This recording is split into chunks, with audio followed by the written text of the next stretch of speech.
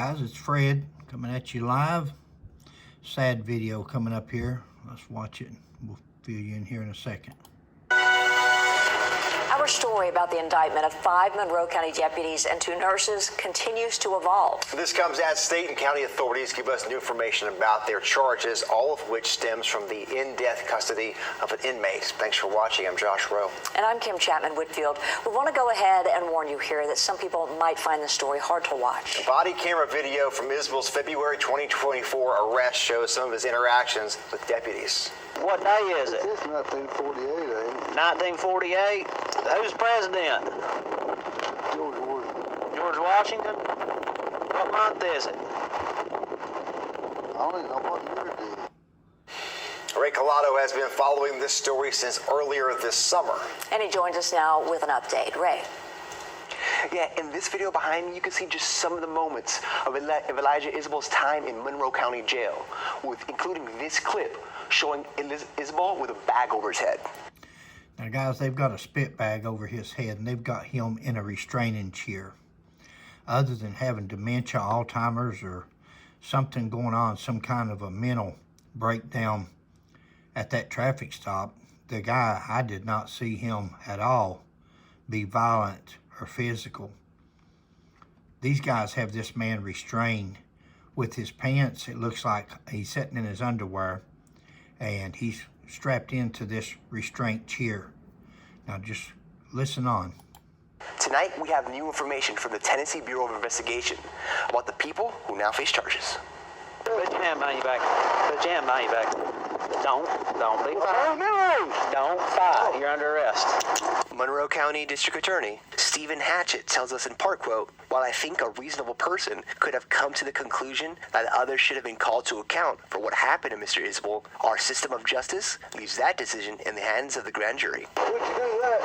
You ain't gonna get no blood out of it. It's charged. Don't doctors take They don't normally act like that, right? With a bond of $5,000 each, these jail employees face criminal indictments, ranging from false reports to official misconduct. Courtney Woods, a nurse, faces criminal negligent homicide. He went to stand up and he lost control, and you could see everything just kind of left his face. He didn't know what was talking about. This comes after a pathologist amended the initial autopsy report, ruling the Sounded like they were conspiring to get their story together there. That's what it sounded like. I don't know. I don't have full access to the tape. Homicide, falsely reporting, or filling out a report. Guys, look how long this guy was in this chair. cause of death as a homicide. The reason for the change? She stated that she had viewed video clips of Mr. Isbell while in the restraint chair. When asked if she saw where Isbell... He was in the 9.5 hours on video. Was he in that chair for those entire 9 hours? That's a question. I don't know. was offered water, she said no. When asked if she saw medical staff take his vitals, she said no. And when asked if she saw a corrections officer perform mobility checks, she said no. Do you have any medical problems? Mostly, yeah. You're diabetic? You're not?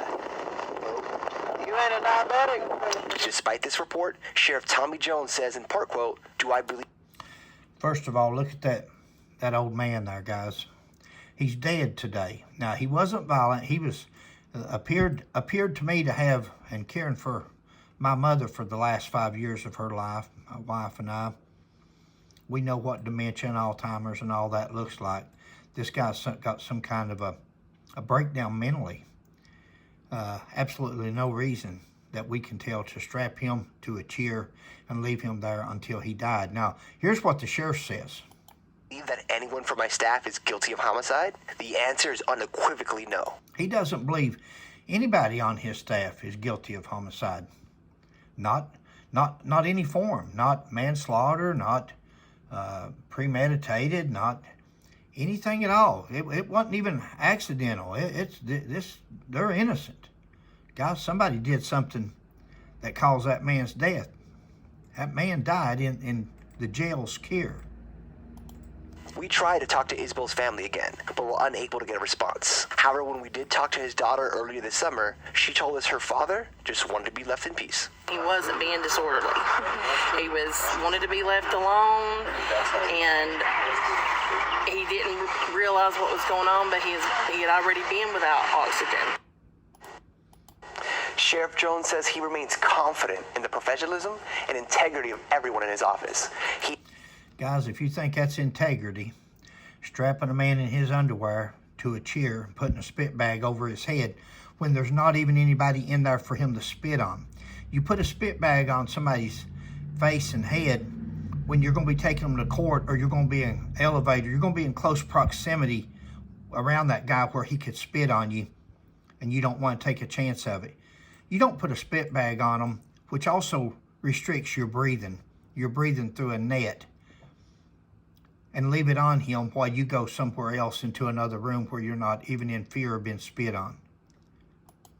He's also committed to transparency as this situation unfolds. Kim? Great, thank you. And according to the sheriff, all 7 people in this case are out of jail on bond. Wow. Incredible. Incredible.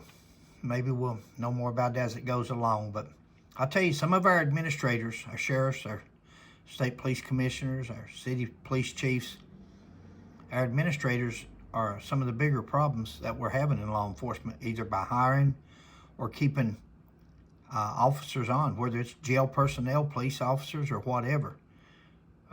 If you can't look at this and tell something's wrong here, I bet if that was his father, he would be able to tell that something's not right. I bet he would be screaming to high heaven if that was a relative of his. Thanks, guys. Catch you next time.